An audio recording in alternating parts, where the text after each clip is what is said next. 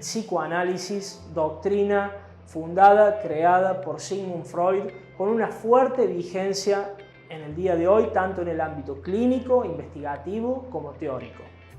Los objetivos de este curso son justamente dar cuenta de los alcances, del sentido, de la importancia y de la relevancia a nivel clínico y teórico de esta doctrina, y para eso vamos a tomar como punto de partida la importancia de considerar las condiciones de producción del descubrimiento freudiano, es decir, en qué contexto histórico, intelectual y científico se inserta. Freud nace en el año 1856 en la ciudad de Freiberg, en Moravia, que actualmente constituye territorio de la República Checa. Su padre era un comerciante judío. A partir de un fuerte ambiente antisemita que se le volvió muy hostil a toda la familia, debieron emigrar a la ciudad de Viena, Austria, a la edad de 3 años de Sigmund, en donde había un importante gueto judío. Allí se pudieron desarrollar, pudieron prosperar. ¿Y por qué hago yo hincapié en el judaísmo de Freud? Bueno, en su presentación autobiográfica, él hace mucho hincapié en sus vínculos no tanto nacionalistas o religiosos, él es muy crítico de la religión en su conjunto, sino más bien culturales, indicando momentos precisos de su vida en los que esta condición ligada al judaísmo le valió reproches, marginalidad, exclusión, y si vamos hacia el último año de su vida, sabemos que él tuvo que emigrar desde Viena a Londres, muy a pesar de él, inclusive muchos miembros de su familia fueron asesinados por el nazismo. Sigmund era un legendario emperador moravio, es decir, el nombre de él surge de una figura ya de por sí magnánima, grandilocuente, fabulosa y destinada a obtener y a lograr y a conseguir grandes cosas. Fue el mayor y el único varón de 6 hermanos y nació del tercer matrimonio de su padre.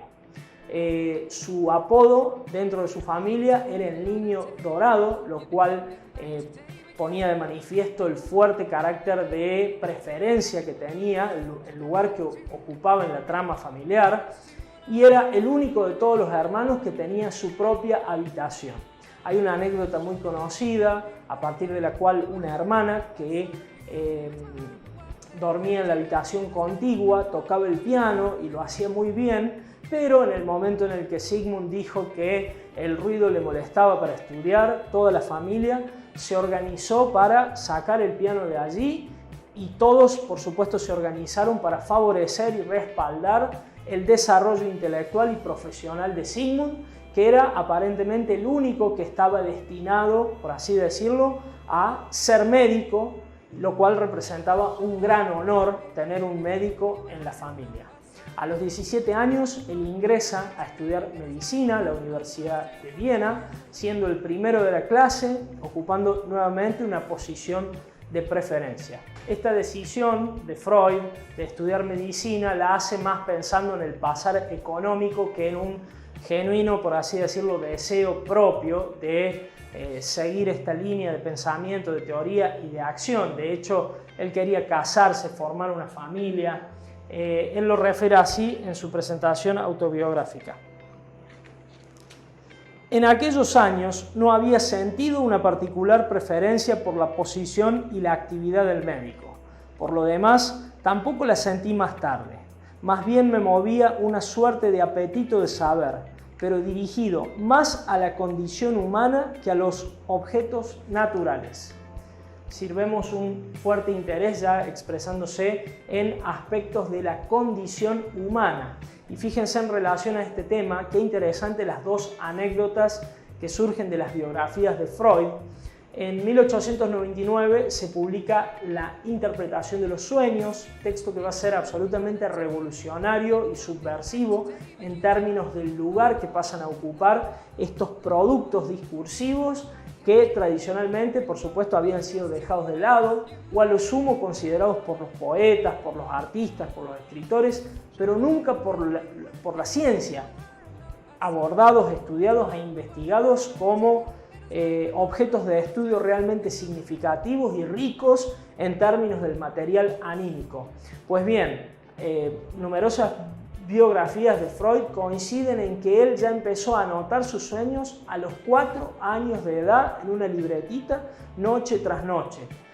Pareciera que presumiendo o anticipando el fuerte significado que luego les atribuiría y a partir del cual se apoyaría para desarrollar toda su doctrina del inconsciente, que luego va a constituir el edificio psicoanalítico. Otra anécdota importante es que a los 25 años él conoce a Martha Bernays, una amiga de su hermana que vivía con su madre en Alemania.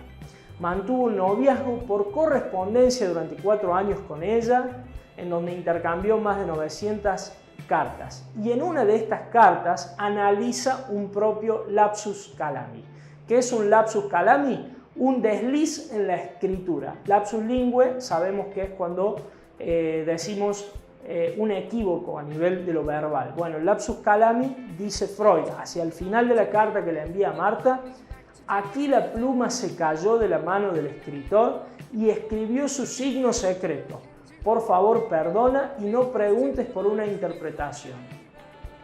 Hay un manchón de tinta en la hoja y Freud ya le atribuye una significación específica, estableciendo con Marta un diálogo respecto de cosas que él ya estaba considerando relativas al psicoanálisis, que luego serían formalizadas, del lugar de los equívocos, de los lapsus, de los deslices en el habla, en la escritura, y cómo estos representan deseos inconscientes que se manifiestan en estas expresiones. Bueno, luego refiere en su autobiografía algunos desengaños relativos al antisemitismo en su paso por la universidad. Entre los años 1876 y 1882 trabaja en el laboratorio de fisiología con Ernest Bruck.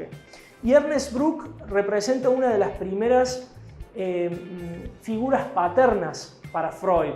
Cuando vean ustedes el año próximo van a empezar a advertir cómo Lacan toma de Freud la importancia de la función paterna y cómo a veces cuando el padre de la realidad falla o es un poco débil o no es lo suficientemente fuerte en términos de su intervención, fundamentalmente el neurótico obsesivo tiene que ir recurriendo a lo largo de su vida a distintas figuras que ocupen y representen ese lugar. Maestros, un tío, familiares, van ocupando y fundamentalmente el propio analista va a representar y va a ocupar esa función. Ya lo veremos con más detenimiento. Entonces dice él que en 1882 Bruck corrigió la generosa imprevisión de mi padre. Dada mi situación material, debía abandonar mi carrera teórica. Él estaba muy empecinado en aprender teoría, en investigar, en saber absolutamente todo. Era un lector voraz de filosofía, de literatura, pero estaba muy mal económicamente y por supuesto que ese camino que estaba siguiendo era inviable si él quería hacer lugar a sus sueños de formar una familia, ser profesional, independizarse, etc. Allí comienza a trabajar ya recibiendo paga y en términos profesionales en el hospital con Theodor Meinert, un psiquiatra dedicado a la anatomía encefálica, entre 1883 y 1885. Meinert le ofrece consagrarse de manera definitiva a la anatomía del encéfalo y hacerse cargo de la cátedra universitaria dedicada a este tema. Pero Freud ya había decidido que él quería estudiar las enfermedades nerviosas. A él le interesaba, como leímos recién, la condición humana, por lo que rechaza la propuesta de Meinert. Respecto de las enfermedades nerviosas, en ese momento en Viena, en Europa, siglo XIX, había muy poco en cuanto a conocimiento, diagnóstico y tratamiento. Constituía, al decir del propio Freud en su autobiografía, la gran asignatura pendiente de la medicina del siglo XIX, que pareciera que había avanzado en todos los otros ámbitos, excepto en la explicación del alma humana. El paradigma cientificista de la época ubicaba todo lo etiológico, todo lo causal, en lo orgánico. Y la histeria en sí misma, que se estaba empezando a manifestar, representaba un enigma, un misterio.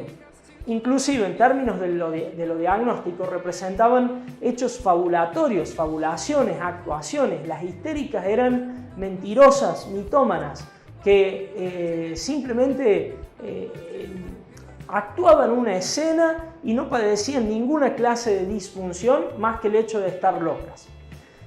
Respecto del tratamiento, eran tan desviados en su orientación y en su conocimiento como el diagnóstico mismo. Se usaban cadenas, sillas giratorias, agua fría y a veces hasta la neurastenia ha llegado a diagnosticarse como un tumor cerebral.